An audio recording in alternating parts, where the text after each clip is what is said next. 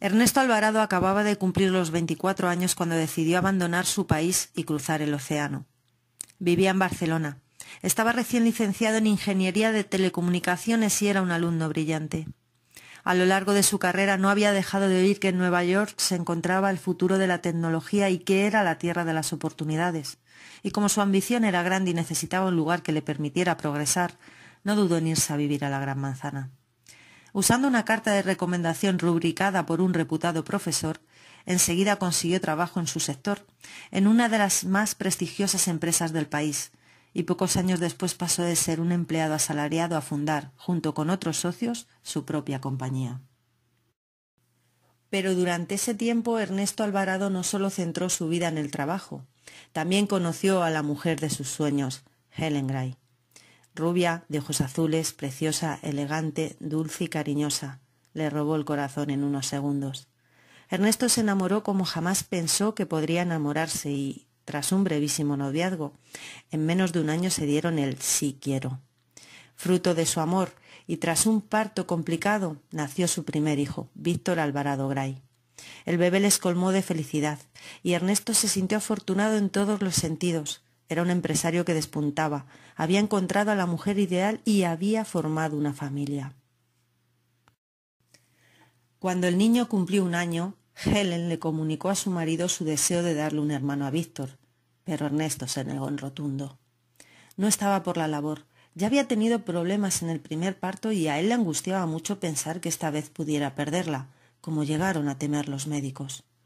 Poco más de 3 meses duró el desacuerdo entre ellos, hasta que Helen, insistente, terminó saliéndose con la suya y se quedó embarazada de nuevo.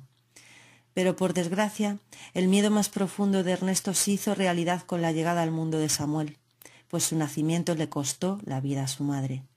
Cuando se enteró de la noticia, el hombre lloró a gritos, chilló como un enajenado, maldijo cientos de veces. No había consuelo para él, y a punto estuvo de volverse loco. Se negó tajantemente a ver al recién nacido porque no le importaba si estaba vivo o muerto. Solo quería que le devolvieran a su querida esposa.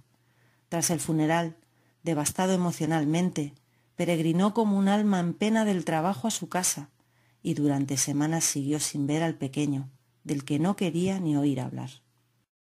Cuando Samuel cumplió un mes, su padre no lo conocía ni tenía ganas de hacerlo, pero una madrugada el niño sufrió un cólico de lactante y nada parecía poder aplacar su llanto.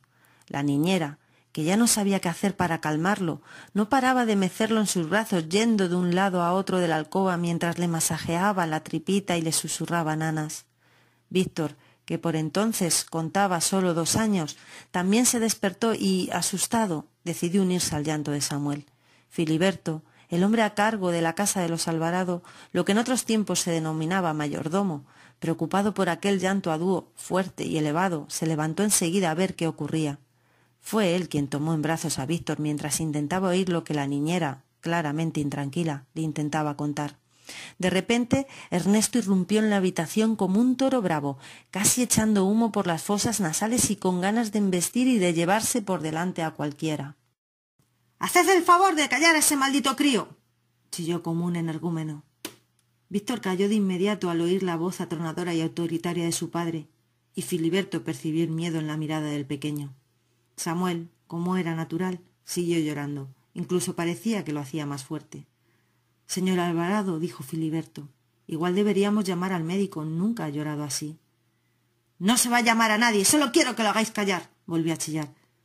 —Pero, señor... —¿Qué he dicho? —voceó como un demente. —Es solo un niño —replicó Filiberto, sin salir de su asombro.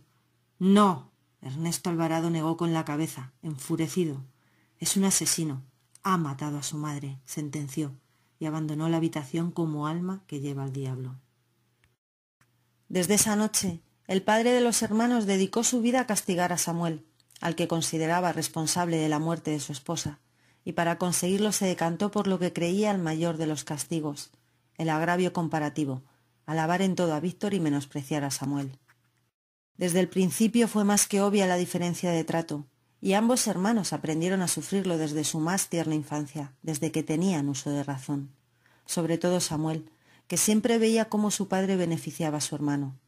la manipuladora mano de su progenitor, desde una penumbra que perpetuamente vislumbraba la luz, se encargó de mantenerlos en continua emulación para que la competitividad entre ellos surgiera con cualquier cosa. Notas de estudios, clases extraescolares, hípica, tenis, natación, karate.